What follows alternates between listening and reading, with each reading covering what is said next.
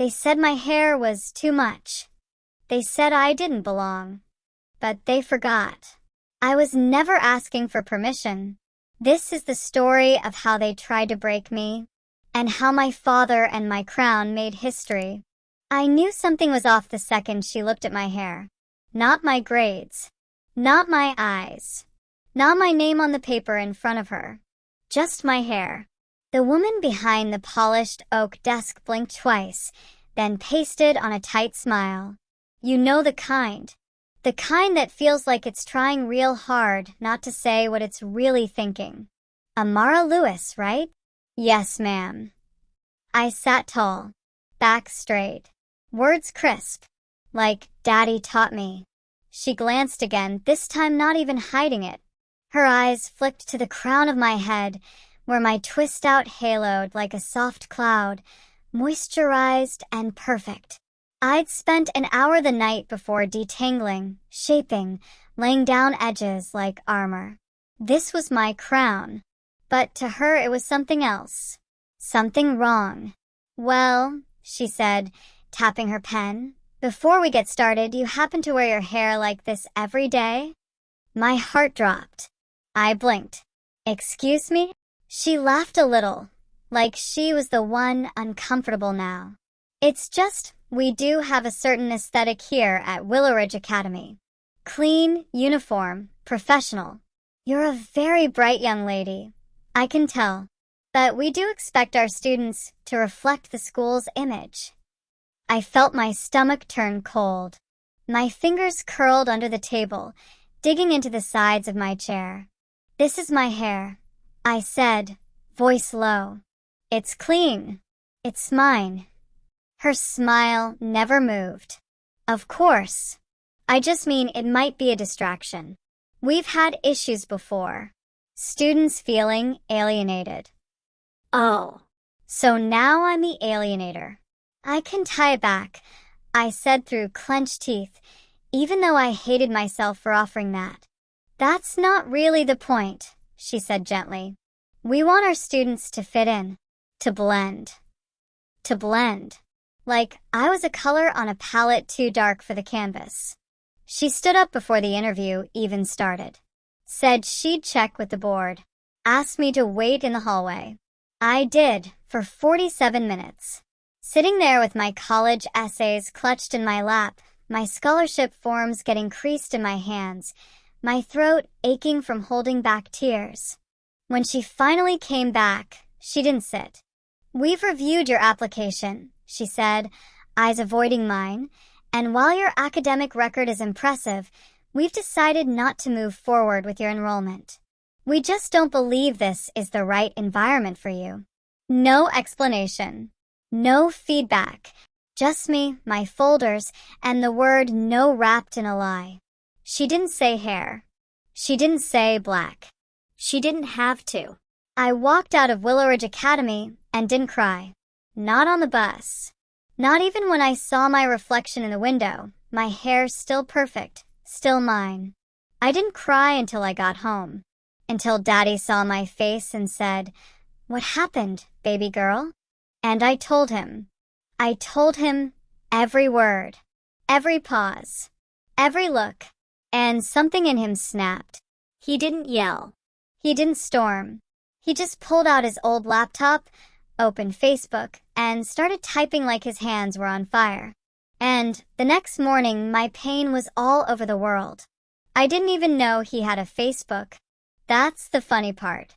He always said social media was noise for folks who don't know how to be quiet with themselves. But that night, he became the noise. He posted the rejection letter, circled the part about aesthetic expectations, and wrote 12 sentences, simple, raw, and sharp. This is my daughter Amara. She's 14. She earned a full interview at Willow Ridge Academy, a school we could never afford if not for scholarships. She wore her natural hair, beautiful, clean, professional. They told her it didn't fit the school's image. They denied her, not because of her brain, because of her blackness. This is what our children are up against. Every damn day. He hit post, closed the laptop, said nothing, went to bed. By the time the sun rose, the world knew my name. I walked into the kitchen and Daddy was already at the table, coffee untouched, jaw tight. "It's out there," he said. "What is?" "Everything. Check your phone." I did. I had 100 notifications, mentions, Tags, DMs, strangers calling me beautiful, brave, strong. Some were crying in their videos, others were angry. One woman said she pulled over on the highway just to scream. But tucked in between the love were the other comments. The ones with the word ghetto. The ones calling my dad a liar. The ones asking if I had gang ties because of how aggressive my puff looked. Aggressive. My hair was aggressive. I didn't know if I should feel proud or sick. At school, people stared. Teachers offered fake smiles. My English teacher called me heroic but still moved me to the back when I asked a question too loud. Some girls whispered activist like it was a disease. At lunch, Jayla sat next to me. She was the only one who didn't ask dumb questions like, "Was it really about your hair?" Or, "Why not just straighten it next time?" Instead, she passed me a Capri Sun and said, "The video your dad posted?" My uncle cried. He's never cried. Said it reminded him of what they did to his sister in '94. I looked at her, unsure if I should say thank you. "You good?" she asked. "No," I said, "but I'm loud." She smiled. "Be louder." That night, news vans parked outside our apartment. Daddy didn't let them in. He told them, "She's a child, not a clique." But the pressure was building. There were calls from lawyers, activists, even celebrities. A woman from the state board wanted to review our experience, as if it was some kind of Yelp complaint. Then came the knock at our door. 2 days later, clean-shaven man in a navy suit. His badge said Willow Ridge Board of Governors. "I just want to speak with Mr. Lewis," he said calmly, "and his daughter." Daddy stepped out onto the porch, arms folded. "I don't got nothing to say to men who let girls be punished for their roots." "Mr. Lewis, I understand your frustration." "No, you don't," he cut in. "You understand backlash. You understand donors pulling out. You understand lawsuits being whispered in the dark. But you don't understand her." The man looked at me. "She's an exceptional student. We made a mistake. We'd like to revisit her application. We're offering her immediate admission." I didn't move. Daddy didn't blink. "So now she's good enough?" he said. "Now that her pain made headlines?" The man smiled like he wanted to look warm, but was tired of pretending. "It's a gesture of goodwill." I stepped forward. "No," I said. "It's a gesture of fear." The man's face twitched. He left without another word. After he left, I felt it for the first time. Not anger, not shame, power. But power's tricky, because it makes you a target. The next day, someone spray-painted "Go back to public school" on our apartment door. Daddy didn't sleep that night. I heard him pacing the hall. Heard the creak in the floorboards every time he passed my room. I finally opened the door and stood there. "They hate us," I said. "They've always hated us," he replied. "Now, they just don't bother hiding it." "Should we stop?" I asked. He turned slowly. His eyes, bloodshot, fierce, tired, met mine. "They've been trying to stop us since we were born." "But you?" "You made them see you. That's power, baby girl. It's terrifying to them, but it's freedom for you." The next morning, I wore my afro even bigger. People took pictures. Some snickered. One white teacher asked if I was trying to make a political statement. I looked her dead in the eye and said, "No, I'm making a me statement."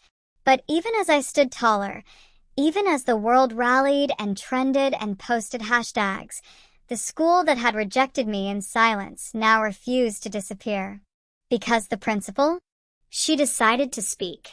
She posted her own video, sitting behind her desk, in front of a polished school crest. Our school does not tolerate discrimination, she said calmly. However, we do maintain a professional environment, and the incident in question is being grossly misrepresented online. Lies. All of it. Smooth, practiced, weaponized lies.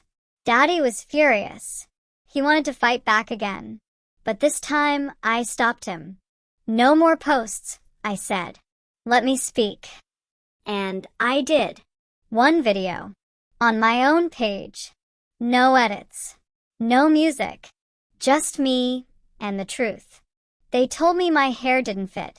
But what they really meant was I didn't fit. And the truth is I don't.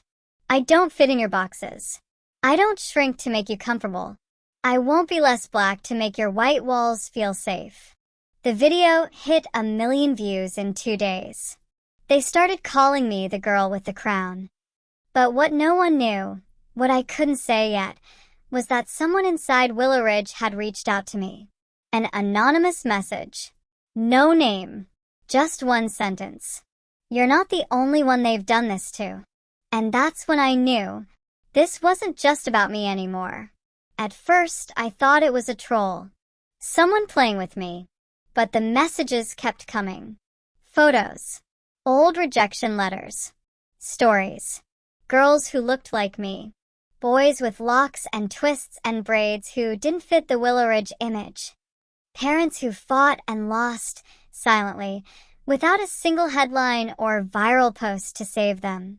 I stared at my phone until my eyes blurred. Daddy, I whispered, holding it out to him. It's bigger. He scrolled through the messages, his face darkening by the second. They've been doing this a long time, he muttered. They didn't think anybody would care, I said. But they didn't count on me. He looked at me, and for the first time, I saw something shift in him. Like pride and fear were fighting in his chest, and pride was winning. All right then, Crown, he said. What's your move? I didn't know yet. But something inside me burned too hot to ignore. 2 days later, a girl named Nia met me after school. She was small, with deep brown skin and a nervous smile. My mom said I shouldn't talk to you, she said, fidgeting. She's scared. I get it, I said. You don't have to. She hesitated, looked around, then leaned closer. They told me to take my braids out, said it was distracting. My mama couldn't afford to get my hair done again, so I just didn't go back. She blinked fast, like she was trying not to cry. I thought it was just me, she whispered. It's never just you, I said, voice cracking.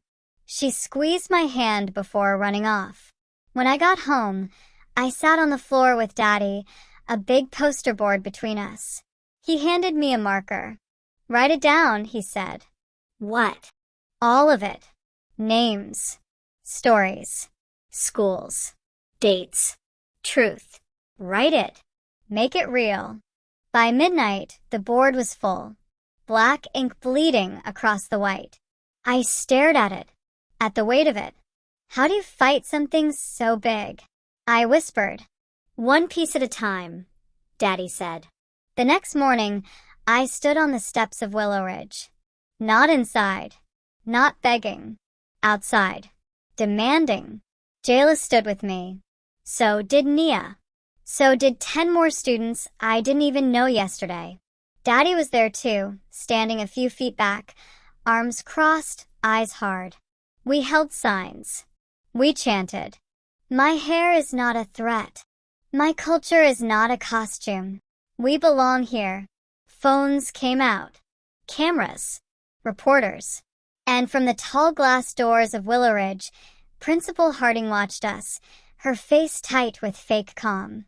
She walked outside, high heels clicking like gunshots on the concrete. She stopped right in front of me. Amara, she said coolly, you're disrupting the school environment. No, ma'am, I said, my voice loud and steady. You disrupted our lives. Whispers rippled through the crowd. Principal Harding smiled tightly. If you don't disperse, we'll be forced to involve authorities. I swallowed hard. My hands shook. Daddy caught my eye. He nodded once. So I said it, loud enough for everyone to hear. Call them. Let the world see who you really are. The crowd gasped. Phones raised higher. Principal Harding's smile cracked, just for a second. She turned on her heel and marched back inside. And just like that, we won the first battle. But winning a moment isn't winning a war. 2 days later, Daddy got a letter from his job. Suspended. Pending investigation. Social media activity inconsistent with company values. They said he made the company look bad. They didn't fire him. Not yet. Just tied a rope around his neck and waited for it to tighten. I found him staring at the letter, shoulders slumped. I did this, I said, my voice breaking. No, he said, sitting up straight. They did. You just exposed it. I wanted to believe him, but guilt is heavy. And it doesn't care about right or wrong. The bills started stacking up. Daddy's truck needed repairs he couldn't afford. I started tutoring kids at the rec center for extra cash. All while fighting Willow Ridge. All while being the girl with the crown online. Fame doesn't pay rent. And speaking truth doesn't fix broken cars. One night, I overheard Daddy on the phone with Grandma. She's got the world at her back, he said. But it still feels like we're losing. I curled up under my blanket and cried. Not because I wanted to quit, but because I didn't know if fighting was enough. Then one night another letter slid under our door. But this one wasn't from haters or jobs or schools. It was from a lawyer, a black woman named Ms. Carter. In tight, neat handwriting, she wrote, I see you. I believe you. I want to help. It's time to make them answer under oath. Call me. Daddy picked up the letter, eyes wide. You ready to really fight? He asked. I wiped my eyes. I was born ready. The first time I met Miss Carter, she didn't shake my hand. She hugged me. Tight. Warm. Like she already knew the weight I was carrying. Amara, she said, pulling back to look me in the eyes. You're not crazy. You're not imagining it. You are not alone. I didn't realize how bad I needed to hear that until the tears spilled down my cheeks. Daddy sat stiffly in the chair across from her, arms folded, jaw tight. He didn't trust easy, especially not after everything. But Miss Carter wasn't asking for trust. She was offering war. We're going to file a civil rights lawsuit against Willow Ridge Academy, she said. And if they retaliate against you or your family, we'll drag them into federal court too. I glanced at Daddy, my heart pounding. Can we win? I whispered. Ms. Carter's smile was sharp enough to cut glass. We already are winning. They just don't know it yet. The lawsuit dropped like a bomb. Willow Ridge tried to pretend like nothing was wrong at first. Emails full of fake policy clarifications. Meetings about diversity and inclusion. Smiles so forced it hurt to look at them. But under the surface, they were scrambling. I could feel it. People who never even looked at me before were suddenly too polite. Other kids started whispering when I walked by. Some teachers treated me like a hero. Others acted like I had ruined everything. The weirdest part was some black parents got mad too. You're making it harder for all of us, one mother hissed outside the school. You just gave them a reason to shut the door tighter. I stood there frozen, her words sinking into my skin like acid. I wanted to scream, I'm fighting for your kids too. But all I could do was nod stiffly and walk away. The night before our first court date, Daddy came into my room. He was holding a box. What's that? I asked. He sat beside me and opened it. Inside was a faded photo of Grandma. Young, fierce, rocking a massive afro, and a pick sticking out the side. She was standing in front of a line of police officers, fists raised high. She fought too, Daddy said softly. Got arrested for it. Lost jobs. Friends. Everything. He tapped the photo gently. They told her it was hopeless too, that she was just making trouble. But she made it easier for me. And now you're making it easier for somebody else. I held the photo, heart swelling with something bigger than fear. Legacy. That's what it was. Not pain. Not trouble. Legacy. Court was colder than I expected. The marble floors. The hard benches. The way the judge barely looked at me.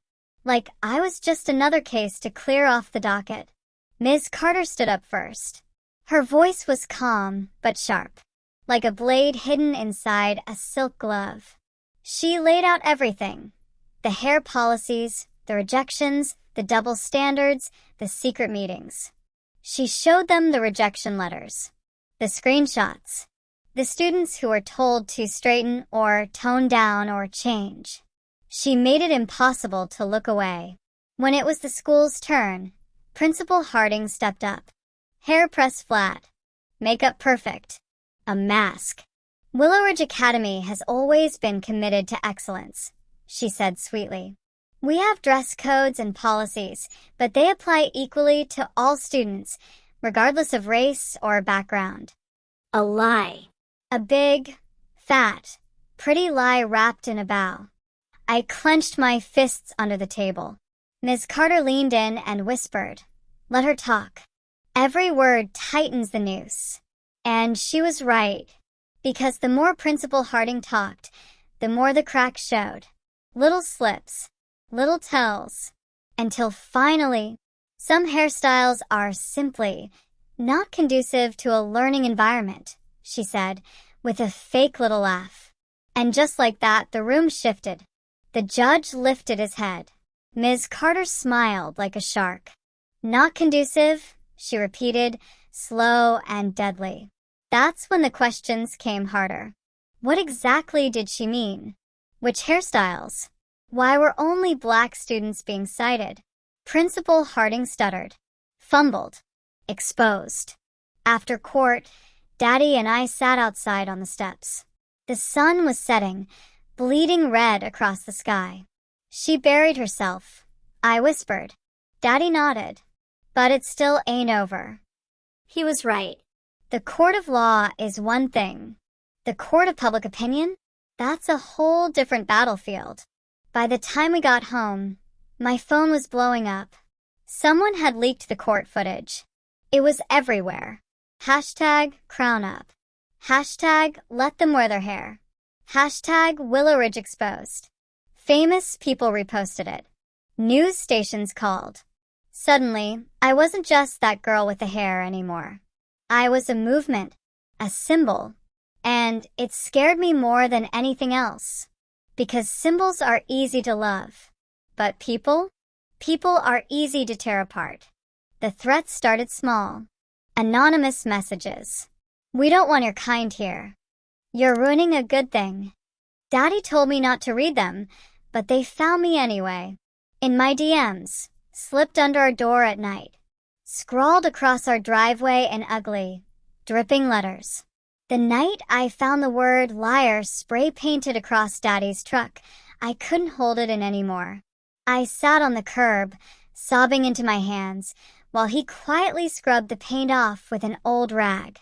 Ain't nothin' they can say that changes the truth, he said, voice low and steady. But it still hurts, Daddy, I whispered. He paused, rag dripping pink water onto the concrete. Hurt don't mean you wrong, baby girl. Sometimes it means you too right for their comfort. I wanted to believe him. I needed to. But when I got to school the next morning, the air was heavier. People I used to laugh with looked the other way. Teachers were suddenly too busy to call on me. Even Mrs. Freeman, the one black teacher I thought was on my side, barely nodded when I passed her in the hall. At lunch, I sat alone. until Jordan slid into the seat across from me. "Hey," he said, his voice awkward, eyes darting around like he was checking if anyone saw him. Jordan was mixed, light skin, green eyes, perfect curls. He used to talk about activism, about solidarity. But today, he looked scared just sitting next to me. "You're brave," he muttered. I lifted my head. "But," he swallowed. "But some people think you're making it about you. Not all of us had a problem with the rules, you know? Some of us fit in just fine." That's when I realized he wasn't here to support me. He was here to distance himself from me. I stood up so fast my chair screeched against the floor. "Thanks for clearing that up," I said, voice shaking. I left my untouched tray on the table and walked out. Legacy. I had to remember that word. I wasn't fighting for people like Jordan.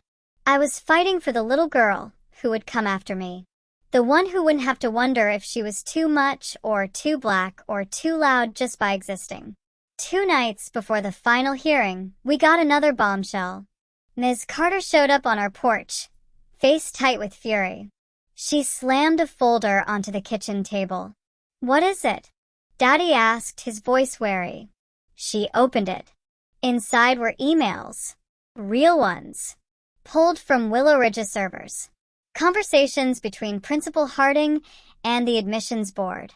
Lines like, "Natural hair presents a lack of discipline. Students with urban hairstyles lower the school's prestige. We need to maintain a certain image." I felt like throwing up.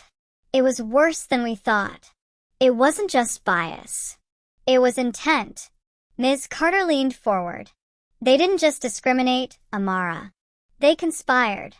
That's a whole different level of illegal." I stared at the papers until the words blurred.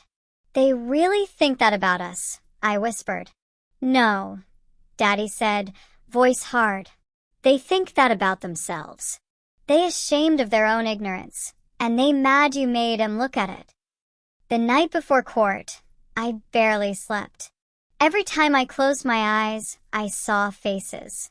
Laughing. Scoffing. Turning away. But when morning came, I dressed with shaking hands. I wore my hair big and free, like Grandma's in the photo. And Daddy wore a pin on his chest. It said, "Crown up." The courtroom was packed. News crews. Parents. Students. I saw Principal Harding across the aisle. She didn't look so polished today. She looked cracked. Ms. Carter stood tall. She didn't waste time.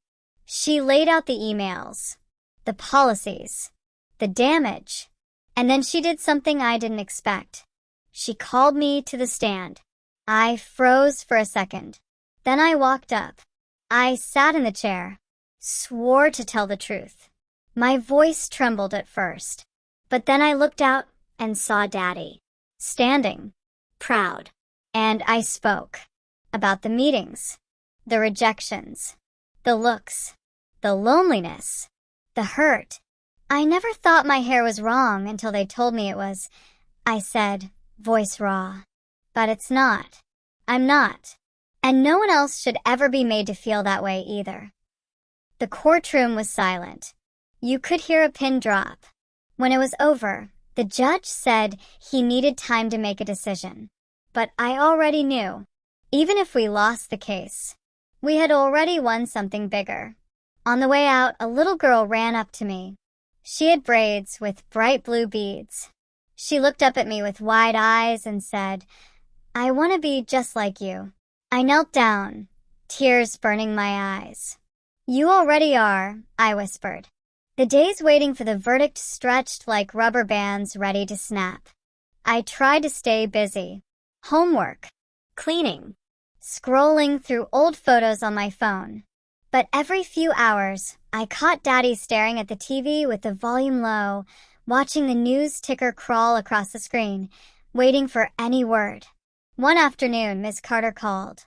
"Amara," she said, breathless. "I just found something." I clutched the phone tighter. "What?" "There's a teacher, someone from inside Willow Ridge. They want to talk. They saw what happened, and they're ready to testify. My heart flipped. Who? I can't tell you yet. They're scared, but they're coming forward.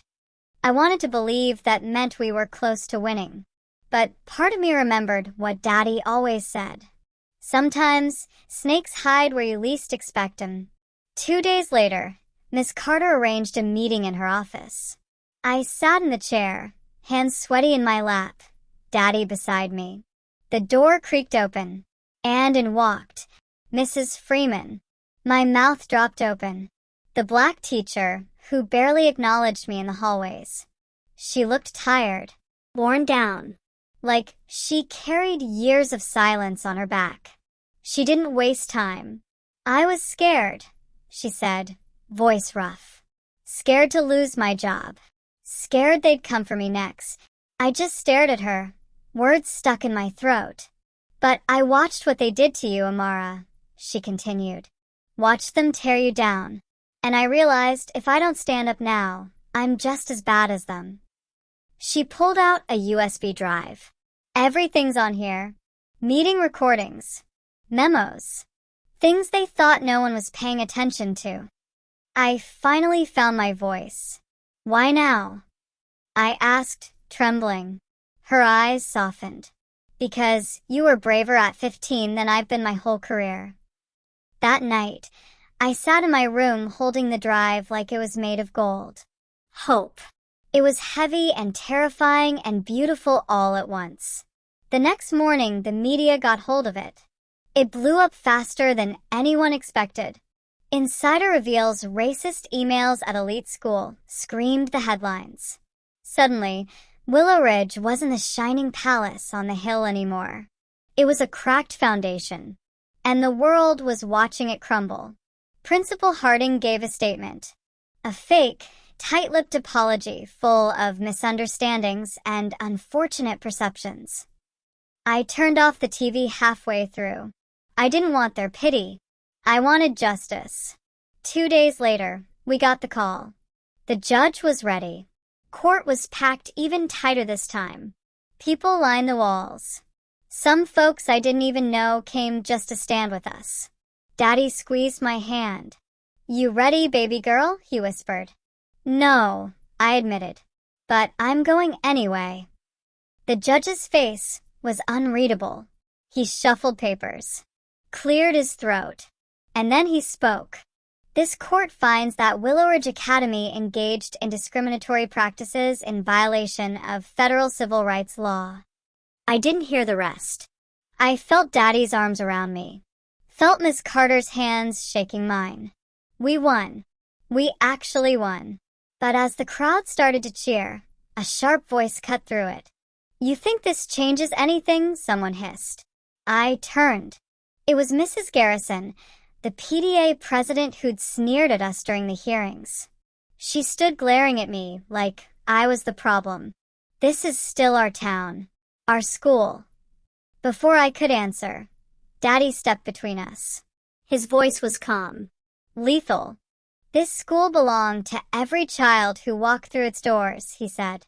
And if that scares you, that's your own fear to deal with.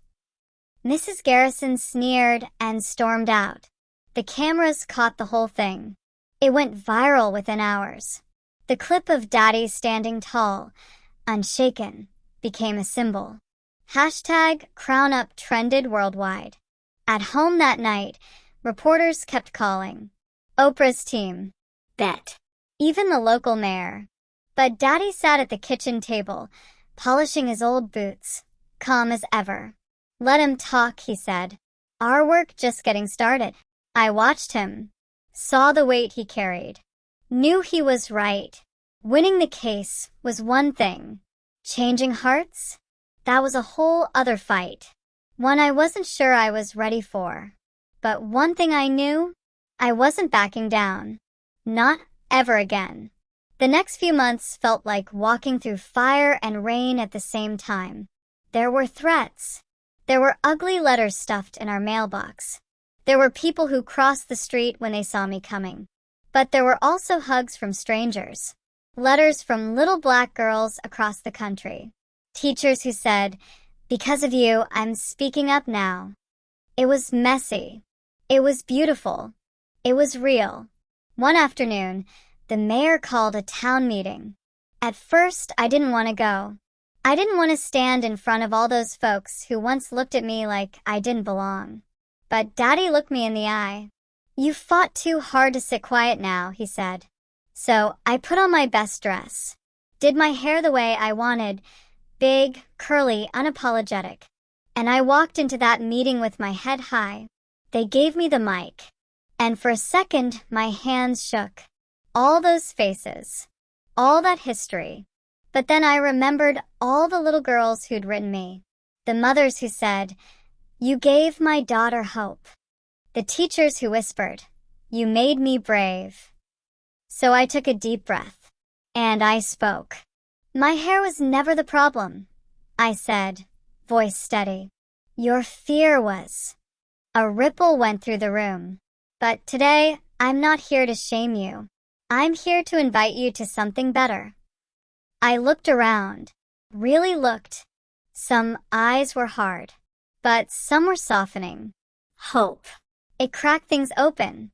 "I belong here," I said. "We all do.